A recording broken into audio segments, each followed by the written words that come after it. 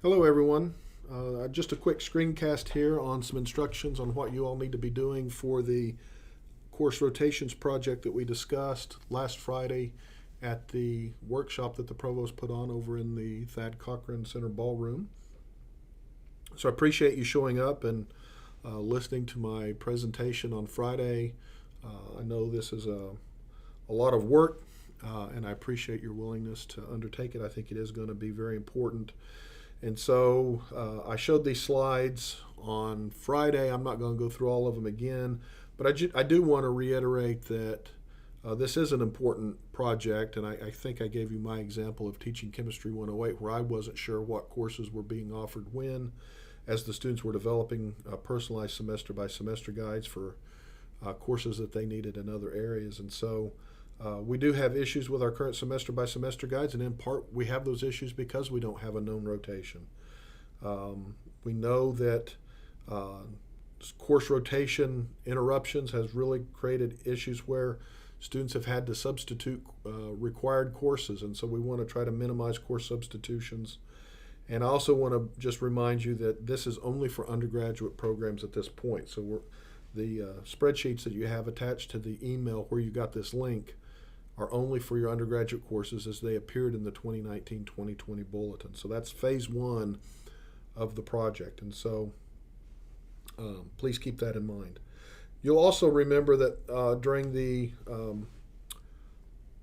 workshop on Friday, I showed an example of a spreadsheet. This was for the Center for Science and Math, showing all of their courses and how you would need to go through and fill it out.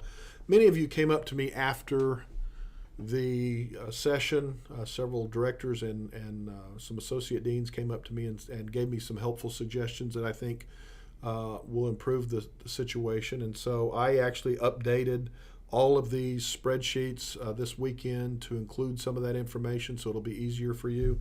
And so I just want to show you the changes to the spreadsheet as it exists now. So, for example, again, I'm looking at the Center for Science and Mathematics Education, and what you'll recognize right off the bat is that I've got some things that are blue in color here, and then I've also, if you scroll over, got some things that are in red, and so that was clearly different from how I had it Friday during the workshop. All of the stuff that you see in blue is for the Hattiesburg campus only. Okay, so if you're offering your course on Hattiesburg, you will complete the blue sections of the spreadsheet. If you are including offerings on the Gulf Park campus or the coastal areas, our campuses on our coast campus, then you will fill out also the red area. Okay, so if it's Hattiesburg only, there should only be stuff in the blue. If it happened to be Gulf Park only, then there would only be stuff in the red. If you offer in both places, we need to have the information both in the blue and in the red columns. Okay, and so you will see again that we have summer, fall, spring, and infrequent. So you would mark summer if you regularly or intend to offer this in the summer. You would mark fall if you intend to regularly teach this in the fall, and again, spring if you intend to regularly teach this in the spring. Infrequent you will mark if you cannot mark summer, fall, and spring for regular rotations. So for example, maybe you have a course that you only offer as demand comes about. So maybe it's only taught every once in a blue moon, for example, then that would be something that you would teach infrequent. Infrequent courses should be simply elective courses that are within your course inventory. Required courses that are in your course inventory really should be in the spring, fall, and summer rotations. Okay, and so we also have an additional information for rotation. Here you can select even year, odd year, intersession only, and other. This came as a suggestion from a couple of associate deans and one director. And so let's say you're teaching your course in the spring regularly, but not every year, right? So I'm going to teach it in the spring, and I'm going to teach it every even year. Well, then you would mark spring You would tell us how you're going to teach it in the springtime, right? It's going to be face-to-face, online, or both. So you'll make that mark. And then you'd come over to additional information. Let's say it's going to be the spring.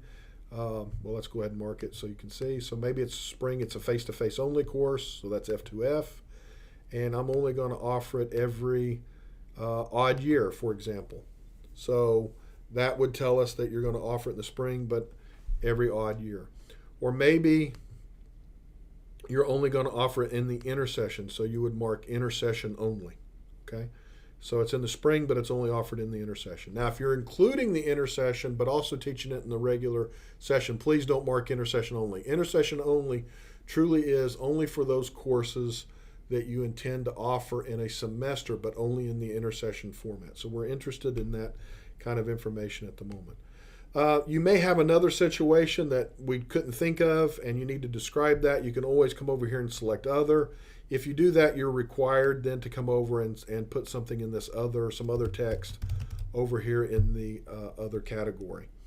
You do not need to use the other category for any other marking unless something unique kind of comes up, but that may be a possibility as well. So for example, maybe the course that you're looking at here, maybe it's in the wrong, maybe it doesn't really belong to you and you want to let us know about that. Well, you could not mark anything here and just put a note in other for us to go back and take a look at that when we vet that. So just keep that in mind. So again, blue for Hattiesburg, red for Gulf Park campus offerings. Okay, so pretty much so what we need you to do is work with your coordinators and your faculty to determine those course rotations. This should be fairly fresh for some of you since you've just recently built course offerings for the spring and soon will for the fall. And so hopefully this is fresh in your mind and just needs to be moved over into the spreadsheet.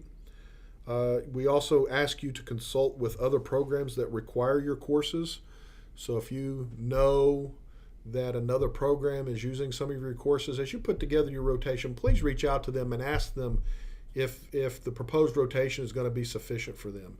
You know, if it's something like a GEC course that you're going to offer every semester, you know, you don't need to reach out. It's widely available. But let's say you're offering a course, an upper level course that another program requires also, and you want to offer it in the fall. Reach out to them and let them know that, hey, this is our intended course rotation. Are you okay with that? Because we want to make sure that we're not creating bottlenecks in our semester by semester guides as we update those with this information.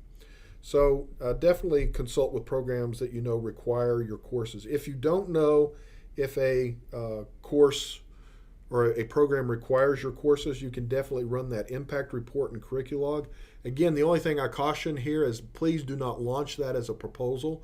Just use the impact report as a tool to determine. So let's say you've got an upper level course and you think there's another program out there that uses it, but you couldn't quite remember which program it was. Go into curriculog and use the impact report on the course change form and put in your course information and run that impact report, and it will tell you every program that has your course listed in their program. And so that'll be helpful for you. Obviously, you don't need to do this for GEC 01 through 06 courses because every program has those. But again, really we're focusing on those upper level courses that you suspect other programs may be using that you're just not quite familiar with. If you have any questions about that impact report, please contact Catherine Lowry over here in Institutional Effectiveness. She really is the expert on how to run these impact reports. You can also reach out to your associate deans. They should know how to run these. They've all been trained on these as well. So just a brief reminder also of our proposed deadline. You're receiving these the week of January the 27th. That should be today for you if you're listening to this the day that you received it. And I'm going to give, you all will have until April the 3rd to work on those course rotation spreadsheets. You'll save those spreadsheets and you will send those completed spreadsheets to your dean's office on April the 3rd. So that will give you about 2 months to work on this project, to get this information to the dean. This will need to be sent to the associate dean who is in charge of your curriculum process in your college. So you'll send them their spreadsheets. The deans will then take those spreadsheets and look at them to make sure that things are kind of as they should be. And they may go back and forth with you on a couple of issues that they may find or something along those lines. And then the dean will forward those completed spreadsheets to institutional effectiveness on May 3rd. And then institutional effectiveness, we're going to sit down several times during the summer and work with you and your deans if we find any issues in these rotations. So we're really going to spend the summer working out the details of these rotations. And then on August the 3rd, through some mechanism that we haven't determined yet, we will make all of these spreadsheets available to all directors and all deans so that as you start to begin to work on your curricular revisions for next academic year or the following academic year, you'll be able to have those course rotations in hand so that you can put together better semester by semester guides. And then in the fall of 2020, institutional effectiveness, we're going to start working on phase 2 of this program, which really then will shift to looking at course inventory. So we'll have the rotations in hand. We'll have all of those courses that have been marked infrequent. We have a list of courses that are over 3,000 that haven't been taught in 6 years or more. And so we will start to look at how we can reduce course inventory to make things simpler for our students and to minimize choices for courses that really they have no chance of taking. And so we'll start working on that in the fall of 2020 internally with your dean's offices.